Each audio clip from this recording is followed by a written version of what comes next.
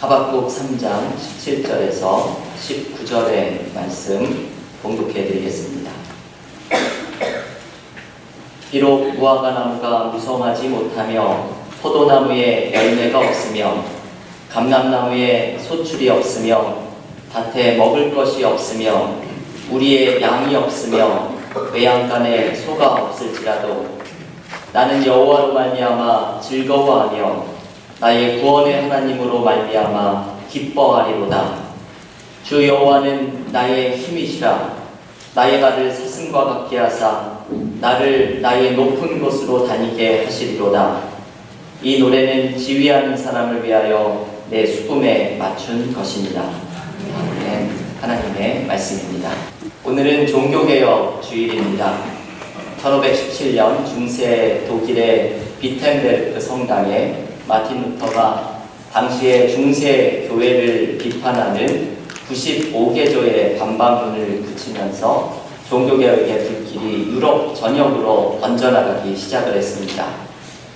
오늘 종교개혁 주일로 지키는 오늘 우리가 묵상하는 종교개혁의 정신은 스스로를 항상 개혁하는 것이죠. 이게 이 종교개혁의 정신입니다. 우리 교회가 속해 있는 미국 장로교는 그 뿌리가 종교개혁가인 칼빈으로 거슬러 올라가는 개혁교회 전통에 속합니다. 그런데 개혁교회 전통의 모토 중에 하나가 이것이죠. 개혁교회는 끊임없이 스스로를 개혁하는 교회이다. 이게 생각을 해볼 만한 말입니다. 개혁교회는 끊임없이 스스로를 개혁하는 교회이다. 이것이 종교개혁의 정신이기도 하죠. 우리도 끊임없이 우리 자신을 개혁하는 신앙인이 되어야 합니다. 우리의 삶을 가만 돌아보면 우리에게 항상 개혁해야 하는 모습이 있습니다. 나의 무기력해진 신앙도 개혁해야 하고 내 안에 있는 죄의 문제도 개혁해야 하고 우리의 교회도 항상 새롭게 개혁되어야 합니다. 신앙인은 항상 새로워져야 되는 은혜를 누려야 합니다. 교회도 항상 새로워져야 합니다. 그런데 남을 개혁하기 전에 늘 기억해야 할 것은 내가 먼저 개혁을 해야 한다는 것이죠. 어떤 분이 개혁을 하면 항상 남을 개혁하려고만 하는 분이 있습니다. 호세아서 10장 12절 말씀을 보면 너희 묵은 땅을 기경하라는 말씀이 나옵니다. 이 말은 이 묵은 땅을 갈아엎어라 라는 말이죠. 그런데 이런 말을 들으면 교우들 중에서는 항상 남의 땅만을 갈아엎으려고 하는 분이 있습니다. 묵은 땅을 갈아엎어라 이 말을 들으면서 아내분들 중에는 함께 설교를 듣는 남편을 툭툭 치면서 뭔가 아주 의미심장한 무언의 눈빛을 보내는 분들이 있습니다. 어떤 분이 이런 설교를 들으면 아무개 집사가 와서 오늘 설교를 들어야 했는데 라고 속으로 생각을 하는 분도 있습니다. 모두 남의 땅을 갈아엎는 데에만 관심이 많은 분들이죠. 그런데 남의 땅을 갈아엎기 전에 먼저 내 땅을 갈아엎어야 합니다. 어떤 분은 종교개혁의 정신을 개혁당해야 하는 나, 개혁당해야 하는 나, 이 나를 먼저 발견하는 것, 이것이 종교개혁의 정신이라고 말을 합니다. 그런데 여러분, 이러한 개혁을 할 수 있는 원리는 무엇입니까? 교회를 개혁하고 그리고 나를 새롭게 할 수 있는 그 원리는 무엇입니까? 우리의 모습을 가만히 보면 개혁의 원리 또한 나의 고집과 나의 생각이 될 때가 참 많이 있습니다. 어떤 교회에서 싸움과 분열이 일어났습니다. 그 교회를 늘 가까이서 지켜보고 있던 한 목사님이 그 교회의 분열을 안타깝게 여겨서 교인들에게 왜 싸우느냐고 물어보았습니다. 그러자 한 장로님이 이렇게 대답을 합니다. 이게 다 잘해보자는 것 아니겠습니까? 그러자 그 목사님이 교인들에게 이렇게 말했다고 합니다. 그러면 우리 잘하지 맙시다. 기가 막힌 대답을 한 것이죠. 우리 잘하지 맙시다. 교회에서 분정이 일어나는 것은 다 잘해보려다가 생기는 일입니다. 그런데 잘해보려는 일이 모두 저마다의 생각으로 잘해보려고 하니 하나님의 인도하심을 생각하고 하나님의 뜻 안에서 서로의 마음을 맞추려고 하는 노력을 하지를 않습니다. 그래서 이 목사님의 조언이 참 지혜로운 말씀이죠. 우리 잘하지 맙시다. 이 말은 내 생각대로 잘해보려는 것을 멈추자는 뜻입니다.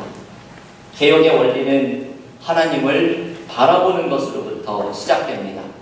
그때 우리는 한 마음이 되어서 하나님으로부터 나오는 은혜의 힘으로 새로워지게 됩니다.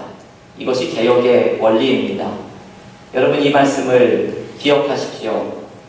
우리의 교회를 새롭게 하고 나의 묵은 땅을 갈아엎는 방법은 하나님을 바라보고 하나님이 주시는 은혜의 힘을 경험하는 것입니다. 이것이 우리의 삶을 새롭게 합니다. 이러한 개혁의 원리를 가르쳐주는 말씀이 오늘 우리가 함께 묵상하는 하박국의 말씀입니다. 오늘 12예언서의 9번째 시간으로 하박국의 말씀을 묵상하는데, 하박국은 이스라엘이 경험했던 여러 가지 문제를 하나님 앞에 토로하면서 하나님께서 이 위기를 이겨낼 수 있는 말씀을 주시기를 기다렸던 예언자입니다. 여러분, 하박국 1장을 읽어보면 하박국 선지자는 하나님께 이스라엘이 범한 여러 가지 죄의 문제를 고백합니다. 그런데 하나님께서는 이상한 응답을 주시죠. 이스라엘의 죄에 대해서 바벨론을 통해서 심판하시겠다고 말씀합니다. 하박국은 이 말씀이 이해가 되지 않습니다. 이스라엘이 범죄하는 것은 알겠지만 어떻게 더 악한 바벨론을 들어서 이스라엘을 깨우치려고 하시는지 하박국은 이해할 수 없습니다. 그래서 하박국은 하나님의 대답을 구하며 질문합니다. 하박국 2장 1절에서 이렇게 말합니다. 내가 내 파수하는 곳에 서며 성루에 서리라.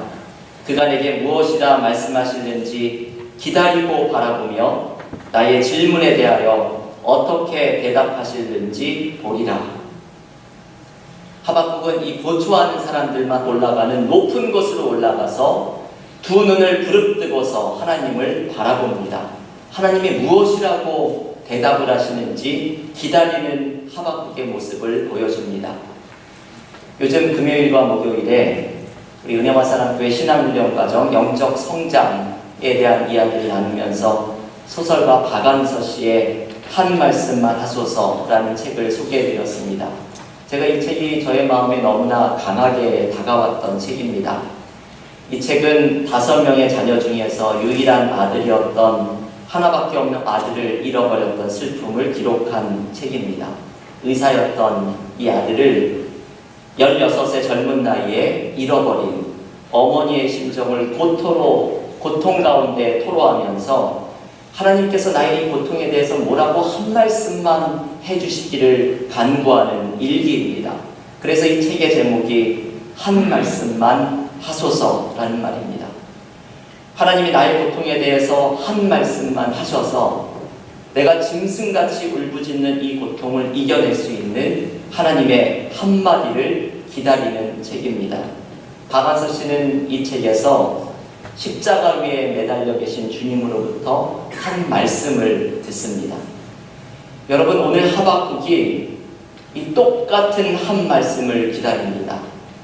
자신의 삶으로 이해가 되지 않는 이 이스라엘의 삶의 상황을 하나님 앞에 토로하면서 하나님께서 한 말씀을 주셔서 이 삶의 상황을 이해할 수 있기를, 이 고통을 이해할 수 있기를 간구하는 기도를 드립니다. 하박국이 하나님으로부터 여러 가지 말씀을 듣지만 하박국 선지자가 들었던 한 말씀의 결론은 하박국 2장 4절의 말씀입니다. 의인은 오직 그의 믿음으로 말미암아 살리라. 의인은 믿음으로 말미암아 살리라. 하박국이 들었던 이 말씀은 우리 신앙인들은 믿음을 통해서 모든 것을 이해하고 믿음을 통해서 모든 것을 이겨내게 될 것이라는 말씀입니다. 하나님을 바라보는 믿음, 하나님을 바라보는 자에게 찾아오는 은혜, 이것을 신뢰하는 믿음, 이 믿음을 가진 사람은 이해할 수 없는 고난을 이겨내는 힘을 발견하게 될 것이라는 말씀입니다. 여러분, 우리의 삶을 변화시키는 것은 바로 이 믿음입니다. 종교개혁가들은 오직 믿음으로라는 종교개혁의 원리를 외쳤습니다. 믿음으로 하나님을 바라보는 자는 그 삶이 새로워지는 은혜를 경험하게 될 것입니다. 여러분, 우리가 믿음으로 하나님을 바라보면 어떤 일을 경험하게 됩니까?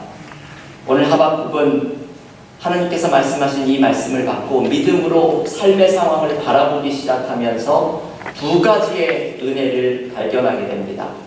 오늘 우리가 읽었던 하박국 3장 17절부터 19절에 이 두 가지의 은혜를 소개하는데 첫 번째는 바로 감사입니다. 믿음으로 삶을 바라보면서 감사가 마음속으로 터져 나옵니다. 여러분, 하박국의 감사는 참 놀랍지요. 하박국은 비록 자신이 원하는 것을 삶에서 발견하지 못할지라도 감사한다는 고백을 하나님께 드립니다. 이 본문에는 비록이라고 하는 단어가 반복됩니다. 오늘 본문 하박국 3장 17절 말씀을 제가 봉독해 드리겠습니다. 비록 무화과 나무가 무성하지 못하며 포도나무에 열매가 없으며 비록 감람나무에 소출이 없으며 밭에 먹을 것이 없으며 비록 우리의 양이 없으며 외양간에 소가 없을지라도 하박국은 비록 무엇이 없을지라도 하나님을 찬양하고 기뻐하는 고백을 하나님 앞에 드립니다. 여러분, 진정한 믿음은 바로 이것이죠.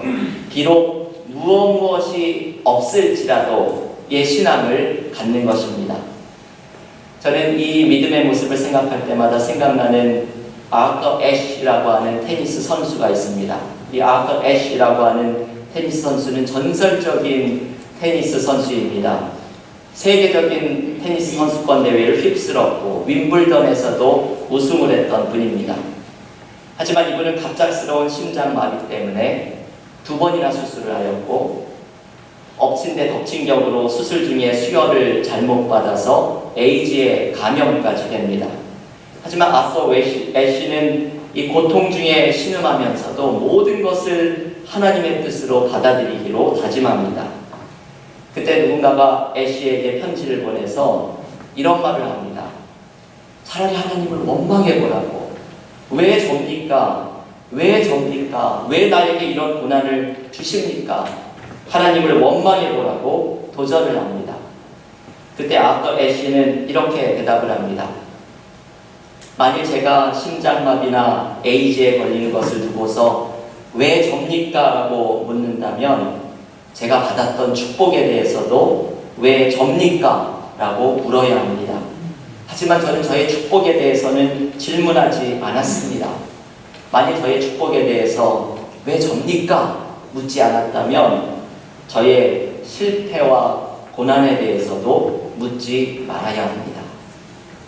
여러분, 이 이야기는 제가 늘 생각나는 이 유명한 이야기는 참 놀라운 이야기입니다. 이분은 인생의 성공과 실패를 모두 주님께 맡겨놓은 믿음을 소유한 분입니다.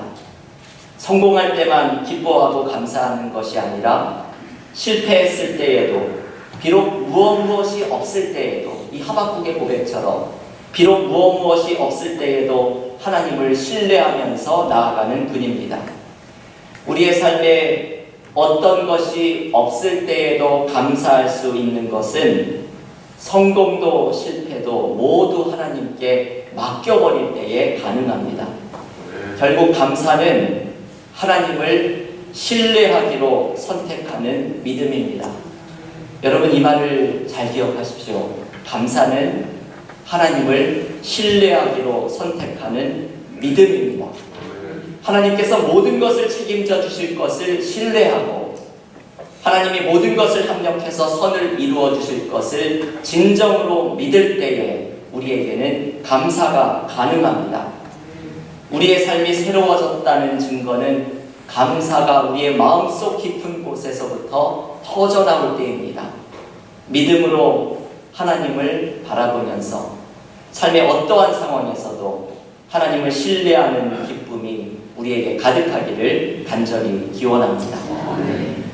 두 번째, 믿음으로 삶을 바라보면서 우리가 발견하는 은혜, 하박국은 이렇게 말씀합니다. 우리의 삶의 중심에 서 계시는 하나님을 발견하게 됩니다. 하박국은 이것을 발견하면서 감사하게 되는 하박국의 감사의 비밀이기도 합니다. 오늘 본문 하박국 3장 18절에서 19절은 하박국 선지자의 이러한 고백을 전해줍니다. 나는 여호와로 말미암아 즐거워하며 나의 구원의 하나님으로 말미암아 기뻐하리로다. 주 여호와는 나의 하나님이시라. 나의 발을 사슴과 같게 하사 나를 나의 높은 곳으로 다니게 하시리로다. 여러분, 이 고백은 참 놀라운 고백입니다. 하박국은 하나님 때문에 감사하고 하나님 때문에 기뻐한다고 고백을 합니다. 그래서 하박국의 고백의 결론은 하나님이 나의 힘이라는 고백입니다. 하나님이 나의 힘이라는 고백이 하박국의 감사의 비밀입니다. 하박국이 감사할 수 있었던 비밀은 바로 하나님 자신 때문입니다. 나의 삶의 어떤 조건 때문이 아니라 하나님 때문에 즐거워하고 하나님이 나의 힘이 되어 주시기 때문에 감사하는 것이 하박국의 감사의 이유입니다. 여러분, 이 하박국의 감사는 사실 가장 좋은 것을 가졌다는 것을 깨달았기 때문이죠. 내가 삶에서 모든 것을 빼앗기는 순간이 찾아오더라도 나에게 가장 중요한 것, 바로 하나님 자체를 소유했다는 깨달음 때문입니다. 여러분, 이것이 참 중요합니다. 비록 내 삶에 어떤 것이 남아있지 않은 삶의 상황이 찾아올지라도 나에게 아직 하나님이 남아있다는 것을 발견할 때 우리에게는 희망이 있습니다. 그때 우리의 삶에는 감사가 마음속으로부터 터져나옵니다. 중세의 격언 가운데 이런 말이 있습니다. 관광객은 요구하고 순례자는 감사한다. 이 말이 진리를 담고 있는 말이죠. 관광객은 요구하고 순례자는 감사한다. 우리가 여행을 가보면 관광객들은 참 요구하는 것이 많습니다. 불평하는 것도 많습니다. 내가 이 여행을 위해서 어떤 돈을 지불했는데 내가 지불한 돈에 맞지 않는 서비스가 없으면, 만족함이 없으면 불평하고 요구합니다. 하지만 순례자는 다릅니다. 이스라엘의 성지 순례를 가거나 유럽의 기독교 유적지를 순례하는 사람은 여행 중에 불편함이 있더라도 그 마음에 기쁨과 감사가 가득합니다. 왜냐하면 순례자는 하나님의 은혜를 발견하며 가는 사람들이기 때문입니다. 예수님이 걸었다는 길을 걸으면서 눈물이 마음속에서 쏟아지고 주님의 제자들이 순교했다는 길 위에 서서 하나님을 향한 헌신을 다짐합니다. 그래서 비록 여행 중에 불편함과 어려움이 있을지라도 순례자는 하나님의 은혜를 발견하면서 가는 사람들이기 때문에 그 마음에 기쁨과 감사가 가득합니다. 그런데 여러분, 우리의 인생길이 바로 이와 같습니다. 우리의 인생길도 순례의 길입니다. 지난 금요일에 신앙훈련과정 영적 성장 시간에 제가 많은 그림을 가져와서 보여드렸습니다. 혹시 교우들 가운데 보지 못한 분들은 인터넷으로도 보실 수가 있고, 그리고 목요반에 오시면 그 그림을 보실 수가 있습니다. 이 그림으로 하는 영성훈련을 하면서 제가 굉장히 많은 그림을 보여드렸는데 그 중에 제 마음에 남아있는 그림 중에 하나가 빈센트 반 고흐의 한 짝의 구두라는 그림입니다. 아주 낡고 헤어진 구두 한 짝, 두 개의 구두를 정물화로 그린 그림입니다. 근데 이 그림을 자세히 보면 양쪽의 신발이 아니라 전부 왼쪽에 신발 두 개를 그렸습니다. 짝을 맞추어 신지도 않은 아주 가난한 사람의 신발을 그린 것입니다. 낡고 짝도 맞추지 못한 이 신발은 우리의 인생의 고단함을 보여줍니다. 우리의 인생이 꼭 이렇게 짝도 맞추지 못한 신발을 신고 고단하게 걸어가는 인생의 길이라는 것을 보여줍니다. 그런데 고흐는 본래 전도자가 되고 싶었던 고흐의 설교를 읽어보면 고흐가 이 그림을 통해서 무엇을 전해주려고 했는지를 알 수 있습니다. 고흐는 설교 가운데 이렇게 말을 합니다. 우리의 삶이 순례자의 삶이라는 사실을 기억해야 합니다. 우리는 이 땅에서 나그네지만 하늘 아버지께서 함께 계시기 때문에 결코 외롭지 않은 길을 걸어갑니다. 우리는 순례자들입니다. 우리의 삶은 지상에서 하늘로 가는 긴 걸음이고 여행입니다. 순례자는 근심하지만 늘 기뻐합니다. 왜냐하면 순례의 길은 그 길이 멀고 험한 길이지만 순례의 길을 가는 동안 우리를 돌보시는 하나님 아버지가 함께 하시기 때문입니다. 여러분이 마지막 표현이 고가 전해지고 싶은 메시지입니다. 순례자는 늘 근심하지만 기뻐합니다. 왜냐하면 순례의 험한 길 동안에 우리를 돌보시는 하나님이 함께 계시기 때문입니다. 이것이 하박국이 말한 주 여호와는 나의 힘이시라는 고백입니다. 사도 바울은 고린도후서 6장 10절에서 이렇게 고백합니다. 우리가 근심하는 자 같으나 항상 기뻐하고 가난한 자 같으나 많은 사람을 부요하게 하고 아무것도 없는 자 같으나 모든 것을 가진 자입니다. 이 고백을 할 수 있는 이유는 고단한 우리의 삶 속에 주 여호와가 나의 힘이 되어주시는 은혜를 발견하게 되기 때문입니다. 철학자 임마누엘 칸트는 이런 말을 하였다고 합니다. 제가 참 좋아하는 말입니다. 나는 일생 동안 참 훌륭하고 좋은 책들을 많이 읽었습니다. 그렇지만 어떤 훌륭한 책에서도 시편 23편 4절에 나오는 4개의 단어보다 내 마음을 고요하고 기쁘게 해준 말을 발견한 적이 없습니다. 나를 기쁘게 한 4개의 단어는 주께서 나와 함께 하시니라 는 시편의 고백입니다. 여러분, 이게 임마누엘 칸트가 했다는 말입니다. 철학사의 길이 빛나는 그 석학이 그 수많은 책들이 있고 얼마나 귀한 책들을 많이 읽었겠지만 그 읽었던 수많은 석학의 책들보다도 그의 마음을 가장 기쁘게 한 말은 시편 23편 4절에 나오는 4단어의 문장입니다. 주께서 나와 함께 하시니라. 이 4단어의 문장을 오늘 하박국의 말로 바꾸면 이렇습니다. 주 여호와는 나의 힘이시라. 하나님께서 나의 삶의 중심에 함께 하시고 나의 힘이 되어주시는 것을 깨닫는 사람은 어떠한 삶의 상황에서도 감사가 나옵니다. 모든 것을 빼앗긴 순간에도 나의 삶에 아직 하나님이 남아 계신다는 것을 깨닫는 사람은 삶의 새로운 희망을 노래할 수 있게 됩니다. 교회 여러분, 오늘 종교개혁주일 우리의 삶을 새롭게 하는 방법은 믿음으로 하나님을 바라볼 때입니다. 오직 의인은 믿음으로 말미암아 살리라. 믿음으로 하나님을 바라보면 어떠한 삶의 상황에서도 하나님을 신뢰하는 감사가 넘칩니다. 믿음으로 하나님을 바라보면 내 삶의 중심에 함께 하시며 나에게 힘이 되어주시는 하나님의 은혜를 경험하게 됩니다. 우리의 삶의 자리에서 하나님이 힘이 되어주시는 은혜를 경험하는 믿음의 교우들이 모두 되시기를 주님의 이름으로 간절히 축원합니다.